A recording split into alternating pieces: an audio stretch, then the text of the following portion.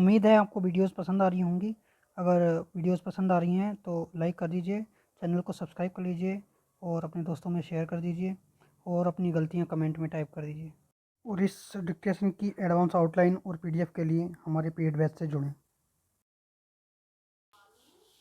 Start.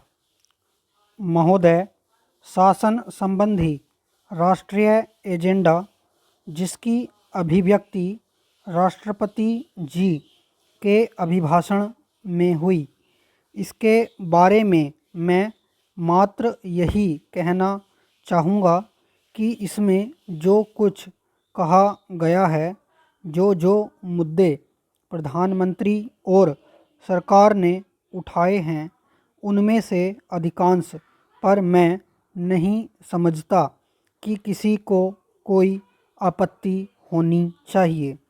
मुझे बहुत प्रसन्नता है कि इसमें ऐसे कई सार्वजनिक मुद्दे हैं जो कमज़ोर वर्ग महिलाओं को प्रभावित करते हैं, जो दलित वर्ग और आदिवासियों को प्रभावित करते हैं, जो हमारी अर्थनीति को प्रभावित करते हैं, जो हमारी विदेश नीति और रक्षा नीति को प्रभावित करते हैं, मगर वे दुर्भाग्य से हमारे अल्पसंख्यकों को प्रभावित नहीं करते।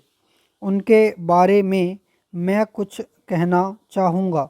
इसमें जो अधिकांश बातें हैं, मुझे प्रसन्नता है कि आपने काफ़ी अभ्यास और अध्ययन करके हमारे घोषणा पत्र से ही ली हैं।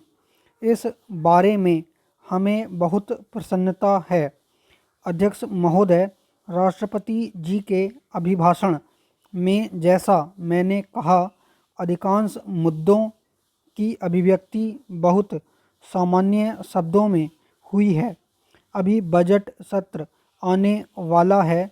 बारीकी से उस बजट में हम इस बात को समझेंगे कि किस तरह से आप उन मुद्दों को क्रियान्वित करने वाले हैं। एक महत्वपूर्ण बात जो राष्ट्रपति के अभिभाषण में नहीं कही गई, जो जनता की बात है, उस बारे में आप जानते हैं। समान नागरिक संहिता के बारे में सत्ताधारी दल के घोषणा पत्र में पूरी तरह से उल्लेख है।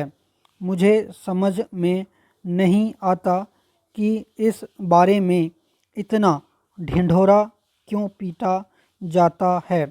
एकता में अनेकता, यह हमारे राष्ट्र का मूल मंत्र है। एकता में भी अनेकता और अनेकता में भी एकता। आपकी मनोवृत्ति क्या है, यह उस पर निर्भर करता है कि आप कौन सी परिभाषा अपनाते हो। दोनों बातें एक ही हैं। अनेकता में एकता और एकता में अनेकता हमारा दर्शन है। अगर हम एकता को शक्तिशाली बनाना चाहते हैं तो अनेकता को हमें मान्यता देनी होगी, चाहे वह धार्मिक हो, चाहे वह क्षेत्रीय हो, चाहे वह जाति पर आधारित हो, चाहे भाषा हो। आप बार बार अनुच्छेद 370 पर आक्रमण करते हैं, प्रहार करते हैं।